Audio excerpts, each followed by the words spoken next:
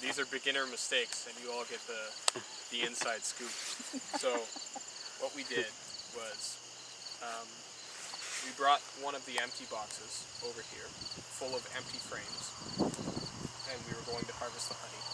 So what we did was we took the top cover off, we smoked them. They go down, but they don't completely leave the top box.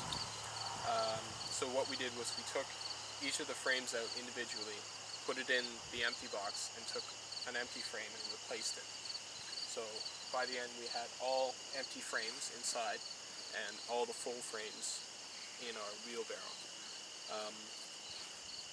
Thinking back, I didn't brush the bees off when I had done that, so a better thing to do would be to lift the frame out and have a helper brush all the bees off with a broom, and then put that frame into our box.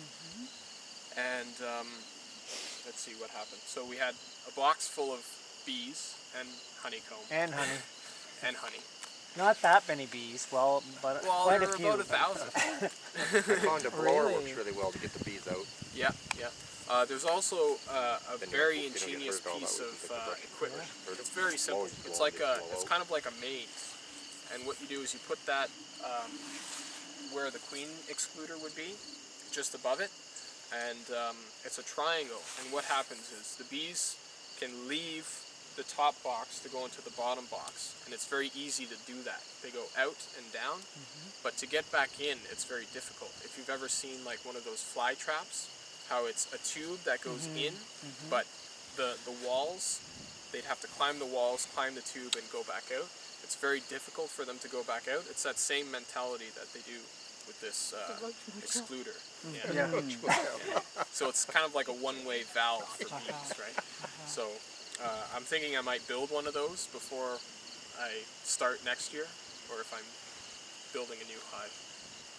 So anyway, we brought the box of honey and bees and comb over to Ron's, and we figured the queen controls all the bees with her pheromones just by scent. So if the bees don't smell the queen, they'll leave. They'll go and try and find the queen again. So we expected that to happen, but it didn't. For a while. For a while. We waited about 6 hours, right? And they didn't leave. So I went in there and I took each one out and brushed it off, and then I got stung. I've only been stung once, which is good. Well, you didn't tell me that you got stung. That's really good. Ron was the first one to get stung. Yeah, I was the He's first really I got proud of that. stung in the ear canal. But neither of you I knew that well, she wouldn't come out of my ear. I did that 3 or 4 times, and it was right inside, and she'd stung me once, so I knew she was going to die, so I said, that's it, girl, you're coming out of there. Bees are different. Wasps and hornets can sting more than once because their stingers don't have barbs on them. But bees' stingers have barbs, so when they go in, it's like a fish hook. They can't come back out. And what happens is their organs all come with the stinger, and they continue to pump venom and go deeper into the skin of the victim. So if you ever get stung, the best thing to do is take your nail and go across the stinger, and that'll pull the stinger and hopefully with the barbs and everything out. But sometimes, like in my case, the stinger breaks off and stays inside, and then you just have to wait or pull it out like a splinter. Can you see it to get out with tweezers? You can.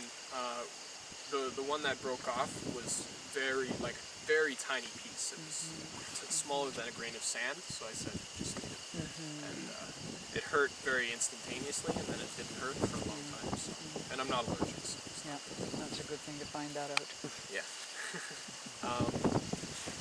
So the stingers are actually of workers are underdeveloped reproductive organs. So the queen and the drones are designed for mating, so they both have fully developed reproductive organs, but the workers only have half the chromosomes that the other two do, so they have underdeveloped organs, but those organs are the same as the stinger. So that's why workers will have stingers, but queens and drones do not. Yeah.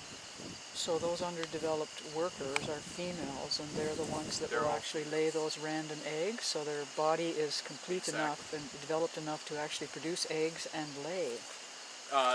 It's a variation in the genetic code. It's Uh-huh. like it's not a good thing. No.